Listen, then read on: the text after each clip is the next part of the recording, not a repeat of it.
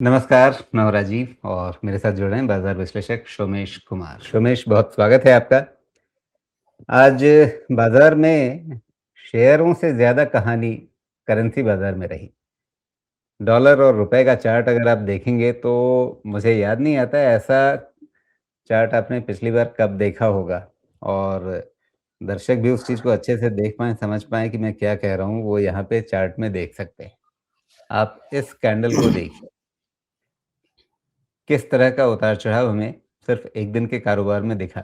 ऊपर की ओर 91-38 का दिन का ऊपरी स्तर रहा और नीचे की ओर आप देखें तो 90 के भी नीचे एक बार को आया और 89-83 या 89-82 का ये दिन का निचला स्तर रहा। बिल्कुल 20 डे मूविंग एवरेज छू कर के फिर ये ऊपर आ गया।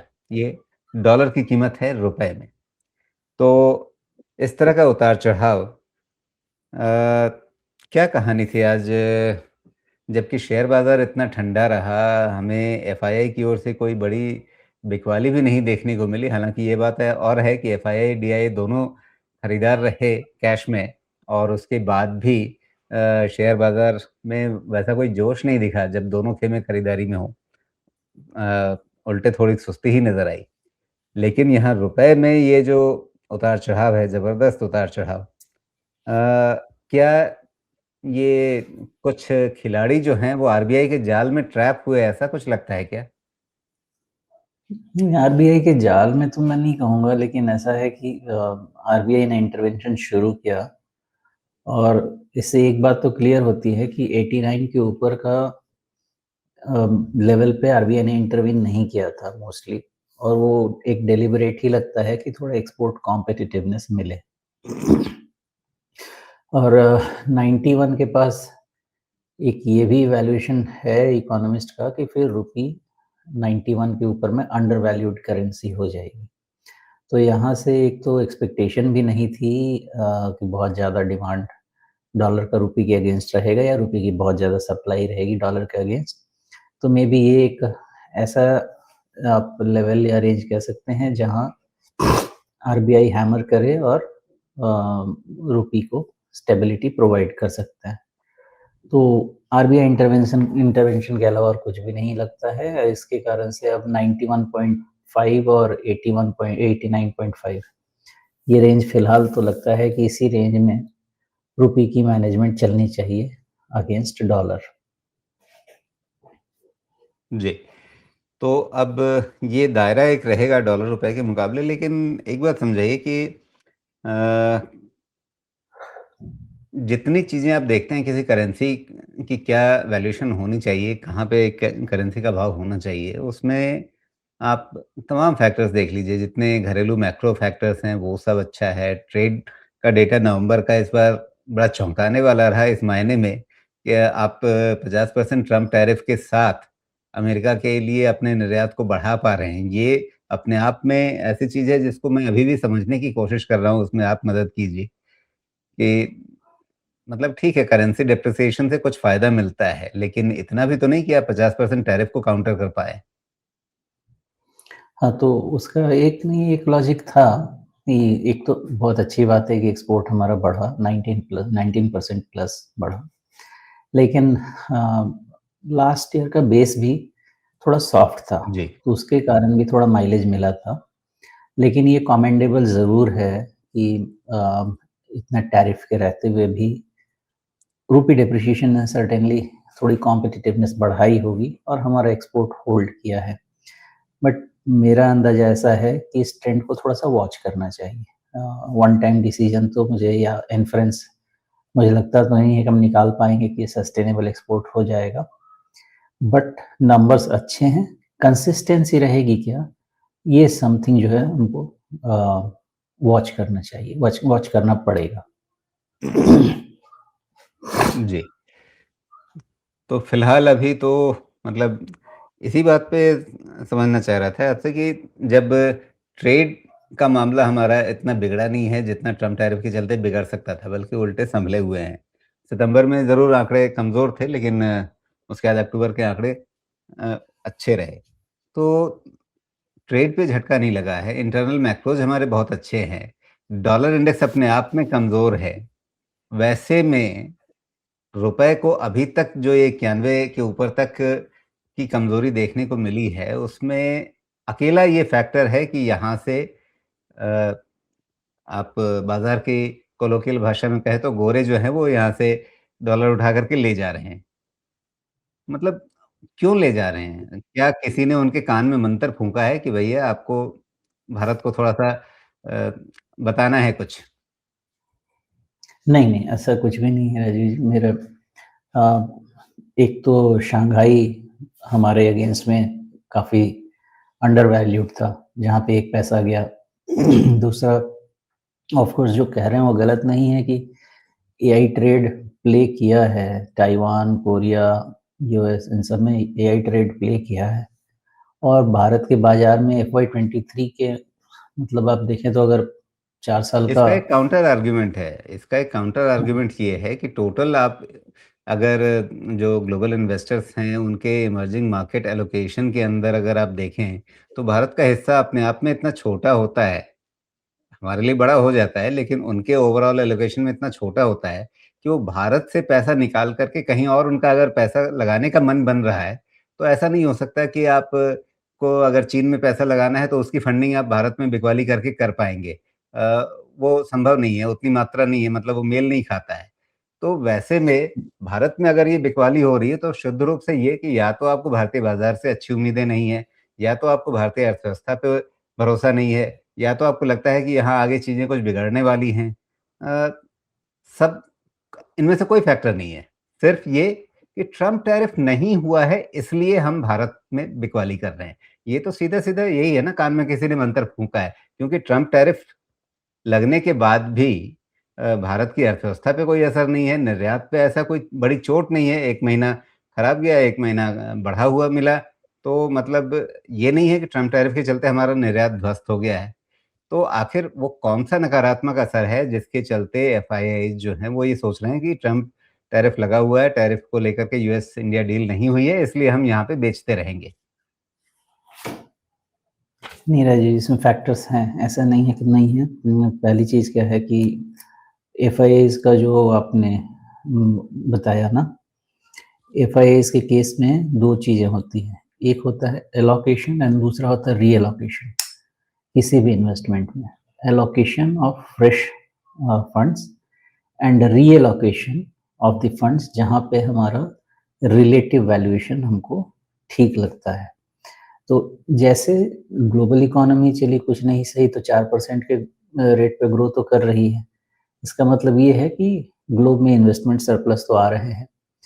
उसका एलोकेशन होना है, प्लस जो हमारे मार्केट्स मूव हो चुके हैं या जो महँगे जो रिलेटिवली लग रहे हैं, उसका रीएलोकेशन होना है। तो दोनों चीज़ों को पढ़ा जाता है। ऐसा नहीं है कि हम सिर्फ़ एफआई सिर्फ़ भारत वाला पैसा निकाल के बाकी सारे इमर्जिंग मार्केट्स में या एआई प्ले वाले मार्केट में लगा दें और वो सारा मार्केट बढ़ जाएगा। दोनों का प्ले है।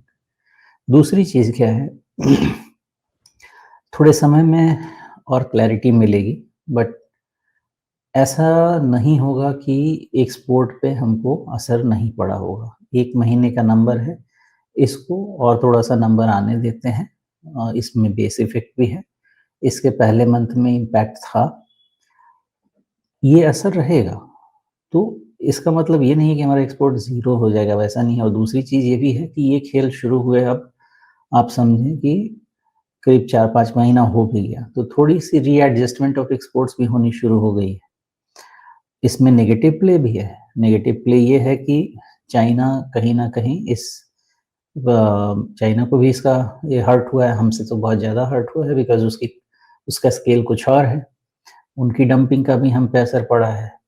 तो ऐसा नहीं है कि हमारे एक्सपोर्ट हर्ट नहीं हुए हैं, एक्सपोर्ट हर्ट हुए हैं। टोटल नंबर में वो समझ में आएगा ओवर टाइम। दूसरी चीज़ साथ में ये भी है कि जब ऐसा होता है ना तो कंपनी सीधा बंद तो नहीं कर देंगे। रीएलोकेशन भी टू द अदर मार्केट शुरू हो जाता है, जहाँ से यहाँ पे कभी ऐसा होगा कि यहाँ से आपका प्रोडक्शन सेंटर ही नियरेस्ट जहाँ पे पॉसिबल हो वहाँ शिफ्ट कर दिया जाएगा। जो भी अप्रोच कंपनीज़ ले सकती हैं।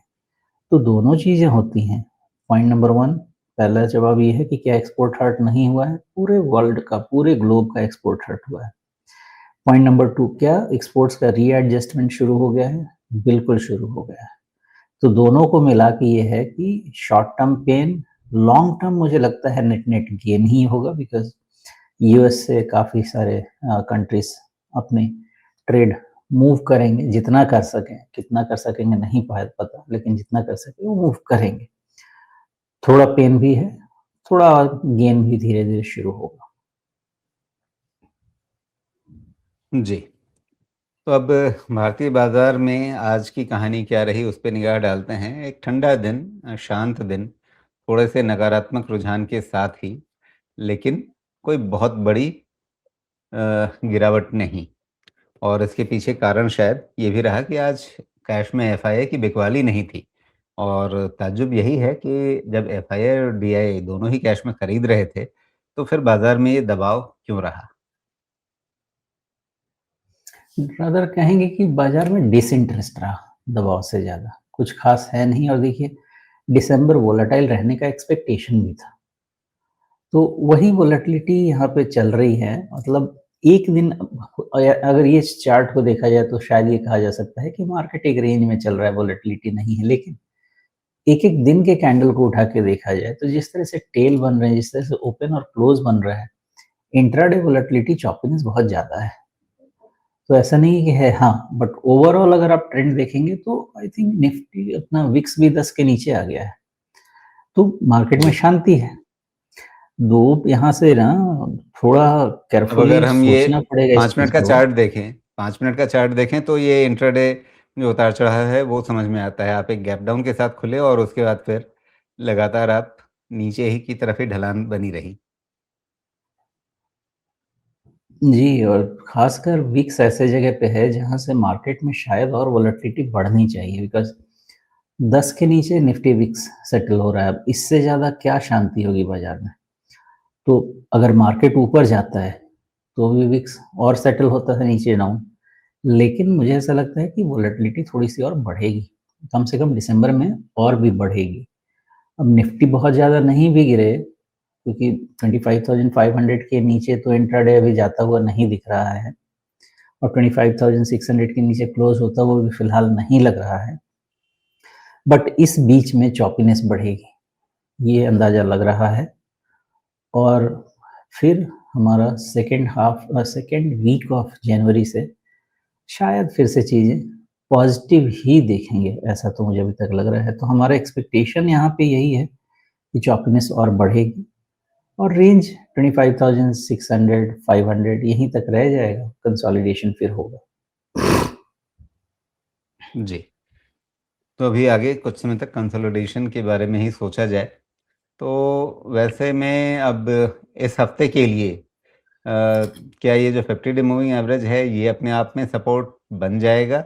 आज के लो पर ही नज़र रखें ख़ास तौर पे, या आपको नज़र रखनी पड़ेगी फिर ये 11 दिसंबर की कैंडल पे?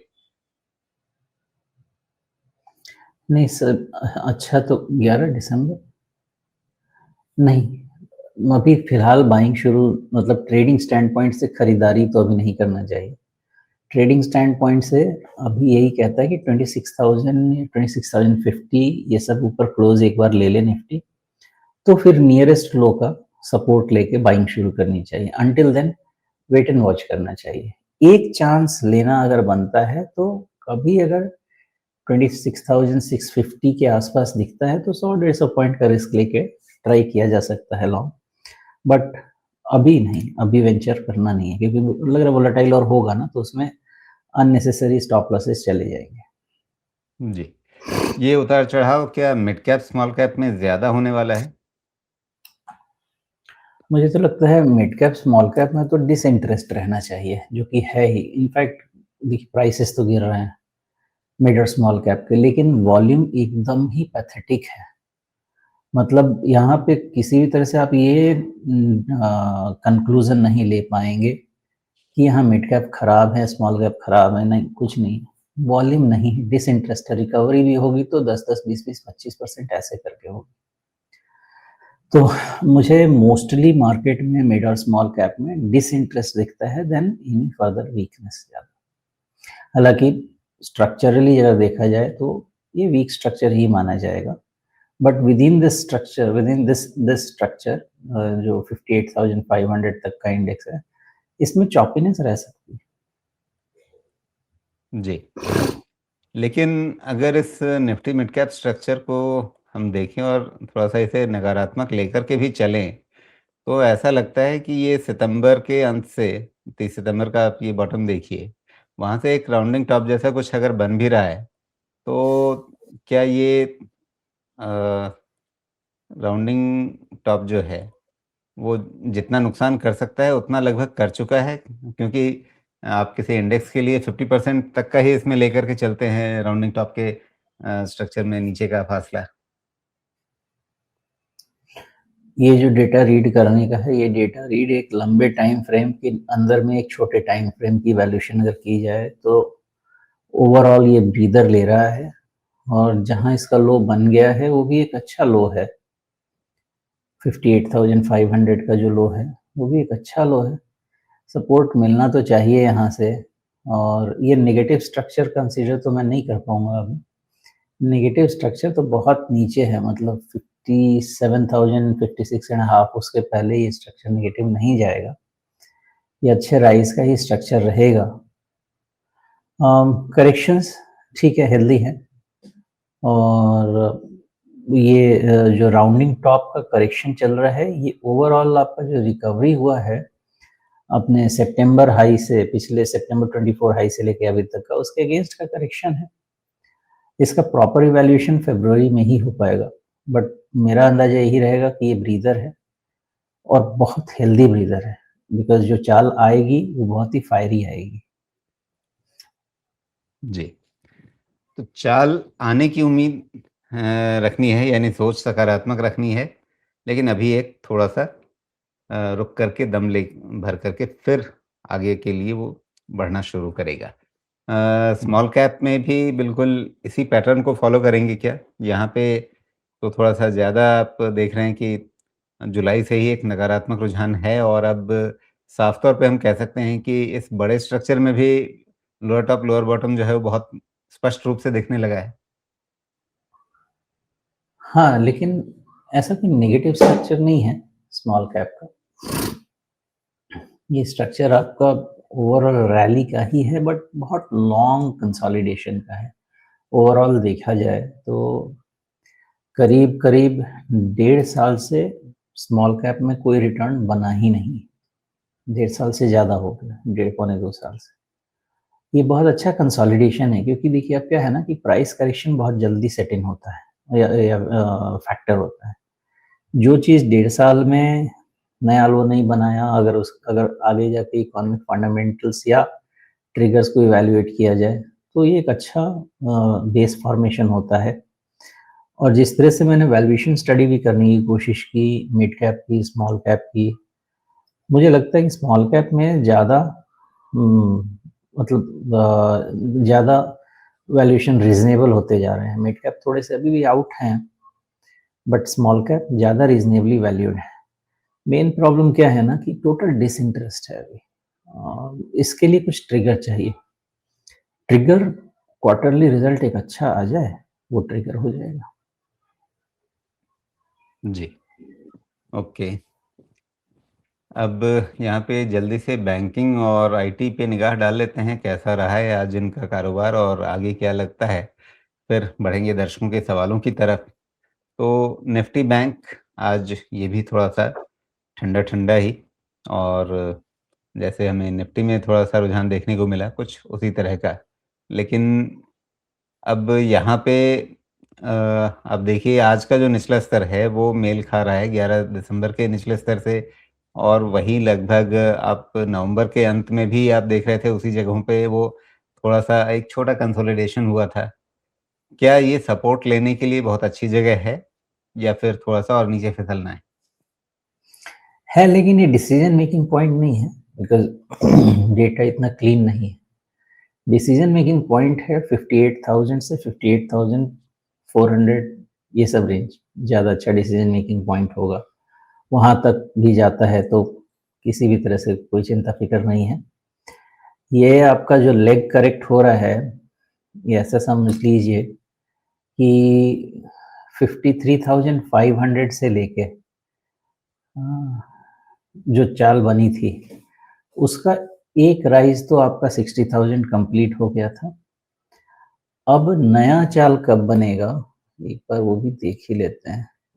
बैंक निफ्टी, एक हमारी जो ट्रेंड लाइन चल रही थी, उसका क्या बिहेवियर है वो भी जानना जरूरी है। हमारी जो लंबी वाली ट्रेंड लाइन चल रही थी ना, जो 60,000 लेके गई थी निफ्टी को, वो अभी भी 60,000 आप पे ही दिखा रहा है।